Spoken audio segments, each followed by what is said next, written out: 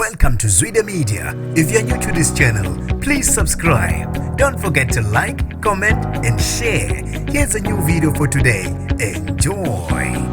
Akuve ababili amaphoyisa edubulana nabasolwa nginibingelele ngiphinde nginamukele kuphina kuphi la nibola khona le video mangoqala sijona leli khasi wamwelekela igama lami ngusibonga konke wakandando mothanda ungangibiza intatheli ka YouTube kusale ababili enkundleni izolo ngesikhathi amaphoyisa edubulana nesigebengu empangeni ngokusho kokhulumela amaphoyisa KwaZulu-Natal uConstable Thenjiswa Ngcobo uthe abashonile bekungumnikazi womuzi okugasele kuwo amaphoyisa oneminyaka engu45 kanye nonogada wakhe beneminyaka engu36 uthe zingu11 isibhamu esitholwe amaphoyisa kule ndawo emva kokudutshulwa kwabafi echaza ngesigameko uConstable Ngcobo uthe bekusentatha kusizolo ngesikhathi amaphoyisa ophiko lweNational Intervention Unit ethola ulwazi ngowesilisa onesibhamu empangeni ithemba lamaphoyisa linikeleke khona empangeni emgwaqeni uFarewell lapha amaphoyisa ezame ngakho konke okusemandleni ukuthola indlela yokungena ngaphakathi kulomuzi kodwa umnikazi womuzi ulwe waphetha kuchaza uConstable Ngcobo uthe kuthe kusenjalo amaphoyisa